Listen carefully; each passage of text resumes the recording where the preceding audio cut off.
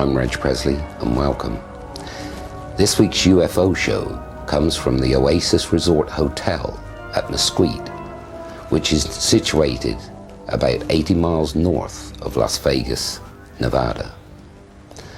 I shall be interviewing several people who have come here to the annual International UFO Convention. We are just a few miles from Area 51, the most secret airbase in the world, and there are signs that if you set foot within about 10 miles, you will be shot. Also, we're near the now famous town of Roswell. The first person I'd like you to meet is Farren Hicks, a retired policeman. This is his story. I just come to meet with people and talk with them, share experiences and what have you. And I've been sort of chasing UFOs since I was 4 years old. I had my first sighting when I was 4. 4 years old? Right, I was almost 5. And what happened on that first time that you know? Well, it was a fall evening in 1953. I, along with a bunch of other kids, were playing in the street, and the neighbor ladies, this was the 1950s when everybody spoke to everyone, they were up in the yards, sitting around in lounge chairs talking, and I look over to the west, and it's about sundown, and here's this yellow disc coming through the air. And I yelled to my playmates, "Look at this!" And we all stood there and watched it pass over the neighborhood. And did anything happen at that present time, or was that just a sighting? Well, I don't know if it was the imagination of a 4-year-old or what, but I can recall the detail on the disc. It was a yellow illuminated disc, like it was illuminated from the inside. It had 4 small rings in the center of it, arranged in sort of like a cloverleaf fashion, with a blue-green ring around the outer edge. And as the craft is passing over, I'm wondering to myself, I wonder what the people look like that are driving that thing. And in an instant, I was standing behind 2 men at a control panel. And what I'm going to tell you next seems bizarre, but I saw the gentleman on the left, or it might have been a lady, had on a tight-fitting yellow uniform with a hood on it, had his back to me. The gentleman on the right, though, had on the same type uniform, but he had on a cape and a helmet that was similar to King Tut's, but being 4 years old, I didn't know who King Tut was. Mm-hmm. And but after seeing the movie Stargate, I said to myself, somebody knows something. The symbols they used in that particular movie. We know now that there is a planet or a comet. They're a little bit unsure at the moment, aren't they? Out there somewhere. Right. They're Haley Bob? Called Hale Bopp, Hale-Bopp. Mm-hmm. I'm in contact with the director of the Ruth Patrick Science Center and Planetarium at the University of South Carolina in the Aiken campus. And his name is Jim Mullaney. He's been in astronomy for 40 years, and he has told me that this is the most unusual comet he has ever seen in his 40 years of astronomy. I asked him about it. He says, well, the thing has a halo. I says, well, wait a second, Jim. That means it has an atmosphere. He said, that's correct. As so far as to the mass of the object so far, they haven't been able to tell, or we have been told by the government astronomers. But if it rings true, this thing should be possibly 400 to 600 times the size of the Earth. But it's not going to hit the Earth or anything like that. It's going to come in right around the edge of the asteroid belt and go back out into space. I was taken on board a craft and examined by some smaller beings, not like the beings I saw when I was 4 years old. The people I saw when I was 4 looked like you or I, but these other little beings took me on board, gave me a cursory medical examination, and then put me off the craft. What do they look like? Well, I ran into a fellow the other day who had a photograph taken. This comes out of Australia, of this type being here. Mm-hmm. And this is definitely the type of being that took me on board the craft in North Africa and examined me.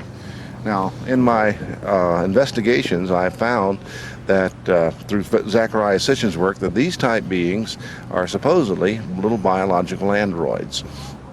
I talked to two gentlemen down in Puerto Rico on an investigation who didn't know each other, who had been visited by a man in a craft that looked like you and I, and they were told that these little beings are biological androids.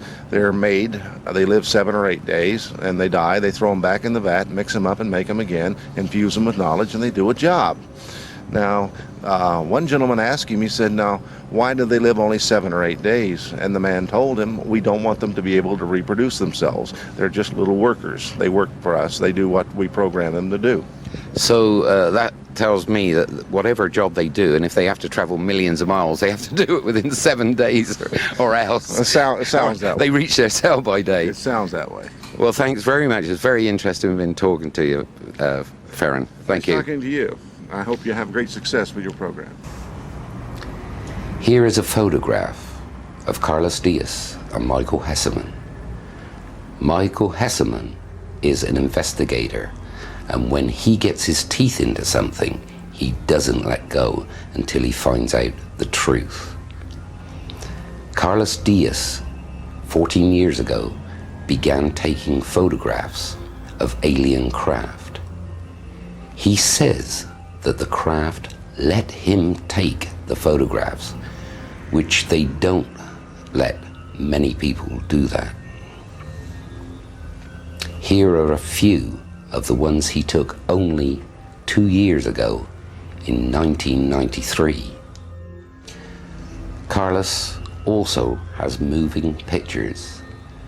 He was lent a video recorder by the 60-minute show in Mexico. This craft has been analyzed on a computer, and the expert says these photographs were taken at the time with no hanky-panky.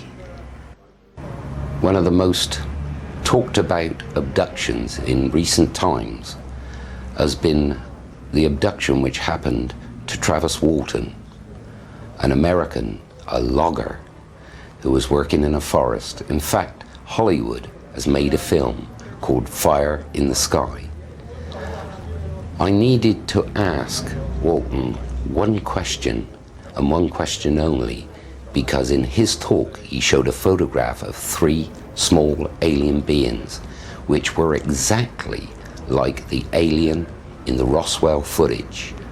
And the question I asked was this. Travis, the actual pictures that you showed of the 3 aliens with you by the desk, would you say that was a good likeness? Good. And I was so happy that he answered that question that way. It has since been discovered, since Farren Hicks showed those photographs of the aliens, that those particular aliens were from the Roswell Hollywood version, and that they were actually dummies, but they were a likeness to the actual Roswell autopsy footage, so there's something to be learned there. Well, I'd like to hand you over now to another speaker at the conference who has some really strange stories, AJ Gerrard. AJ, what about the fisherman story? What's this one? Well, this is one of the most fascinating cases I have ever seen, because it involves a tripulation of 3 fishermen that were coming back from a fisher journey during night, and they have their boat engine stopped by a big ball of light that just came over the boat.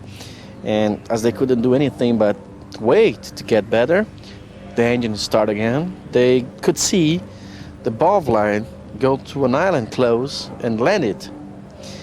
After it left, a few minutes later it left, what the fishermen could do is go to that island, and where they found a very strange circular marking, something pressured the grass, broke it but didn't burn it, and made other interesting marks on the ground. Yes, it was a very interesting case because it was fully documented. Mm-hmm. Just this year alone, let me speak, from August and on, we have about 400 cases It's quite a lot. In 100? Yes, in August, September, October, November, just between the two major cities in Brazil, which is São Paulo and Rio de Janeiro, the two most populated areas. So, Do the people phone in and let you know, or do they write to you? How do they contact you? yes, people phone, people write, and people go to press who let us know what's going on.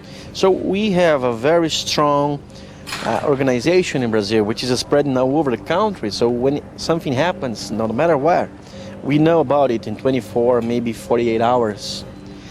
Well, in Brazil, the UFO phenomenon attracts all sorts of people, but it is generally taken very naturally by population because it's a phenomenon that has been with us since Brazil was discovered in the 15th century. Do people phone the police or the Air Force bases like they do in England, or do they now sort of go to your kind of people that are actually investigating it more? You know, Most of people go to press, and this is our major channel to know the cases. Few of them come to us because they already know that there's an investigation going on and they want to report what they've seen. And a few people also go through the official channels. So they call air bases, they call sheriff offices, they call major offices, and whatever they can do to let people know that, hey, have been subjected to UFO sightings. There's a cover-up going on, but it's not that big deal, not that our government is involved, particularly in some strong project of UFO investigation. But they're, of course, hiding information from like every other government in the world. Thank you very much for talking to us. Thank you. Thank you. Well, what a year it has been for me for awards, and believe it or not, when we were out in Mesquite for this video that it took 5 of us to make, in about 2 weeks, we had this little chappie, a UFO man, a little alien, who has got, if you notice, a little camera on the side of his head there. Incredible, isn't it? Well, that's all for another UFO show. Watch this space.